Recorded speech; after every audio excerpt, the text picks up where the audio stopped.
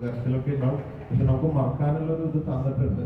നമ്മൾ മാക്സിമം അവരെ എന്റർടൈൻ ചെയ്ത് തിരിച്ചു കൊണ്ടുവരാൻ നോക്കുക. അത് എന്നും അവരെ കരയെങ്കിലല്ലല്ലോ നമ്മുടെ ആവശ്യം. പിന്നെ ഒരു നാണയത്തിന് രണ്ട് വശമുണ്ടല്ലോ, എപ്പോഴും അതുണ്ടാവും.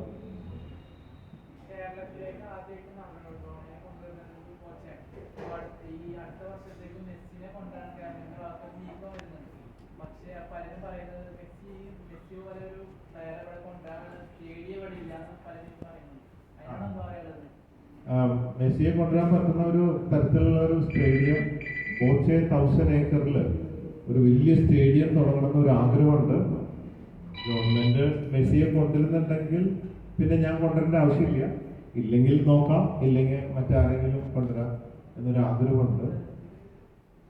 മറഡോണയുള്ള കാലത്ത് തന്നെ മെസ്സിയെ കൊണ്ടുവരാൻ വേണ്ടി ഞാൻ അർജന്റീനയിൽ പോയി അവിടെയൊക്കെ കണ്ട് സംസാരിച്ച് ഓക്കെ ആയി.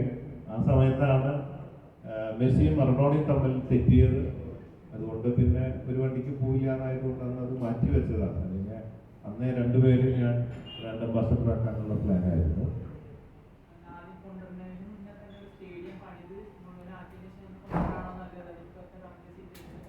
അല്ല, ഞാൻ കൊണ്ടുവരുമ്പോൾ സ്റ്റേഡിയം സെറ്റ് ചെയ്തിട്ടേ കൊണ്ടുവരും.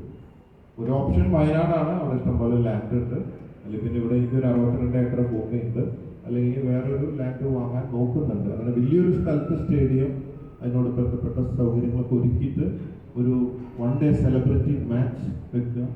പിന്നെ അതിനുശേഷം അർജന്റീനിയൻ കോച്ചസിനെയൊക്കെ കൊടുത്തിട്ട് ട്രെയിനിങ് കൊടുക്കുക.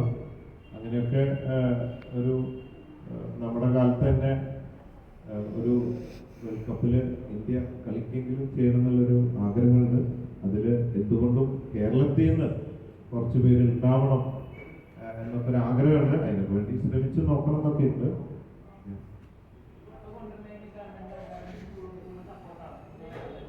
തീർച്ചയായിട്ടും സ്പോർട്സ് അല്ല, ആരെന്ത് ചെയ്താലും ഐ ഡു സപ്പോർട്ട്. തീർച്ചയായിട്ടും നല്ല കാര്യമല്ലേ.